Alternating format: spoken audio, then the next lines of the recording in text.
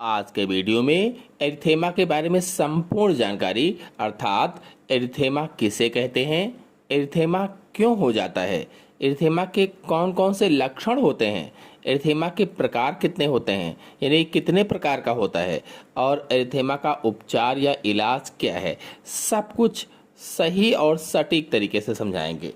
तो चलिए शुरू करते हैं। सबसे पहले जानते हैं कि एरिथेमा किसे कहते हैं। तो एरिथेमा का अर्थ है सूजन के कारण त्वचा का लाल होना। एरिथेमा का क्या मतलब है? सूजन के कारण त्वचा का लाल हो जाना, जो आम तौर पर प्रतिरक्षा तंत्र की कोशिकाओं और इनसे निकलने वाले रसायनों के संचय के कारण होता है। इनसे जो रसायन निकलते हैं उनके संचय के कारण होता है, इकट्ठा होने के कारण होता है।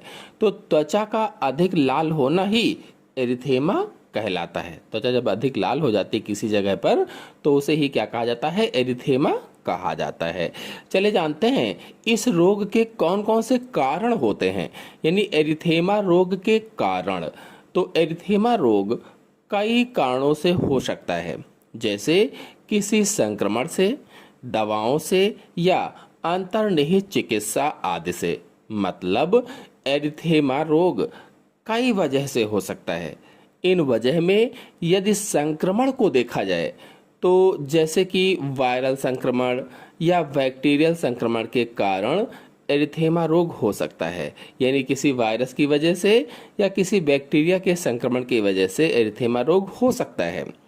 और दवाओं के बारे में बात करें तो कुछ दवाएं भी एरिथेमा का कारण बनती हैं, जैसे कि पेनिसिलिन है, साल्फोनामाइड्स है, गैर एस्टेरॉयडल एंटी इन्फ्लेमेटरी ड्रग्स है आदि एरिथेमा का कारण हो सकती हैं। कभी कभी सूजन भी एरिथेमा का कारण बन जाती है। सूजन होती है तो उससे भी एरिथेमा बन जाता है, जैसे त्वचा के नीचे वसा की परत की जो सूजन होती है। और कभी कभी एलर्जी भी एक कारण होती है एरिथेमा रोग का। तो कुछ लोगों को कुछ पदार्थों से एलर्जी हो सकती है, जिससे त्वचा में लालिमा हो सकती है, जिससे एरिथेमा रोग हो जाता है। चलिए अब जानते हैं कि एरिथेमा रोग के लक्षण कौन कौन से होते हैं, सिम्टम्स कौन कौन से होते हैं। यदि आपको एरिथेमा के कोई भी लक्षण दिखाई देते हैं तो डॉक्टर से परामर्श करना बहुत ज़रूरी होता है, डॉक्टर को दिखाना बहुत ज़रूरी होता है। जब भी लक्षण दिखाई दें तो किसी अच्छे डॉक्टर को दिखाएं। बता दें कि लक्षणों में त्वचा पर लालिमा, दाने, उभार या गोल लाल क्षेत्र हो सकते हैं। तो एरिथेमा के कुछ प्रमुख लक्षणों में जैसे कि पहला है त्वचा का लाल होना। तो त्वचा का लाल होना एरिथेमा का सबसे आम लक्षण है, सबसे आम लक्षण। लालिमा हल्के गुलाबी से लेकर के गहरे लाल या बैंगनी रंग की हो सकती है। और दूसरे लक्षण की बात करें तो त्वचा में सूजन। एरिथेमा के कारण त्वचा सूजी हुई या उभरी हुई भी महसूस होती है, सूजन सी महसूस होती है। फिर अगला है खुजली होना।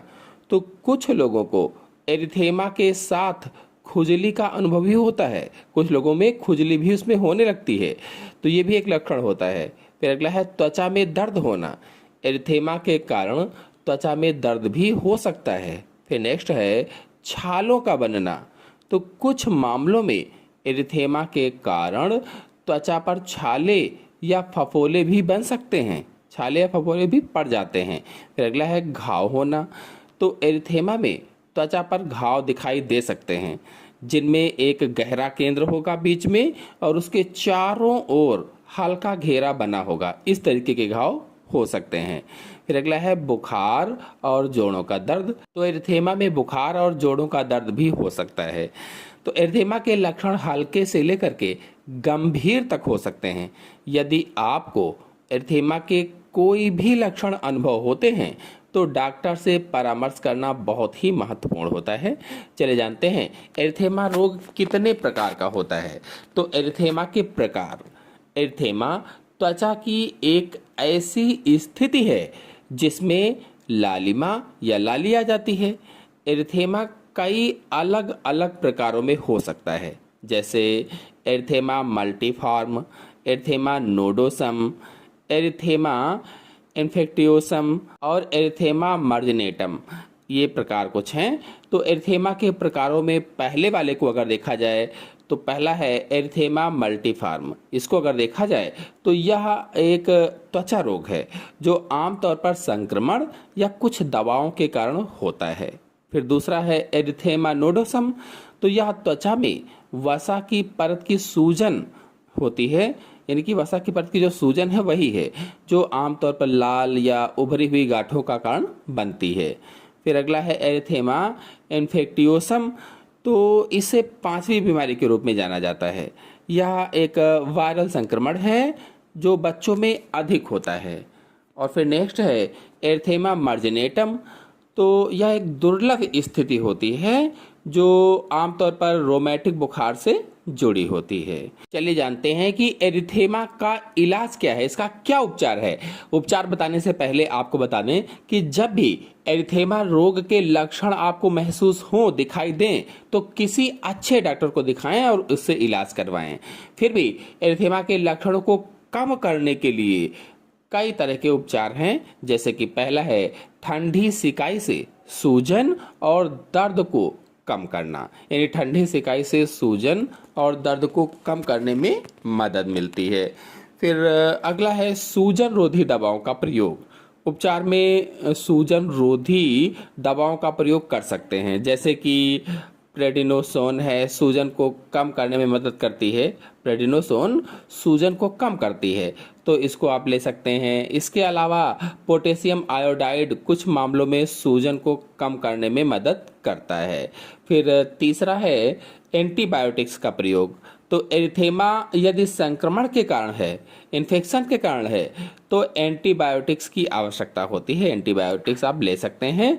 फिर अगला है खुजली कम करने की दवाओं का प्रयोग। यदि एरिथेमा के कारण खुजली हो रही है तो खुजली कम करने के लिए सामयिक कार्टिकोस्टेरॉइड्स या मौखिक एंटीहिस्टामाइन का प्रयोग किया जा सकता है।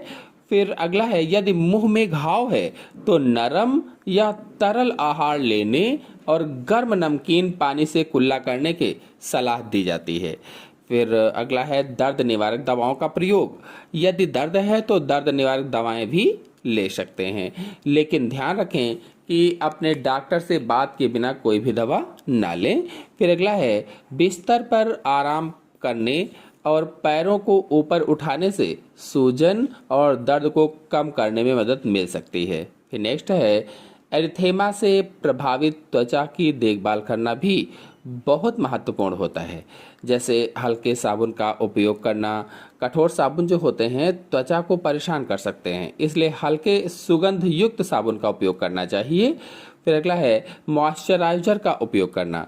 मॉइस्चराइजर जो होते हैं त्वचा को हाइड्रेट रखने में मदद करते हैं, इसलिए इनका उपयोग कर सकते हैं। फिर अगला है धूप में निकलने से पहले सनस्क्रीन का उपयोग करना और धूप में ज़्यादा देर तक रहने से बचना।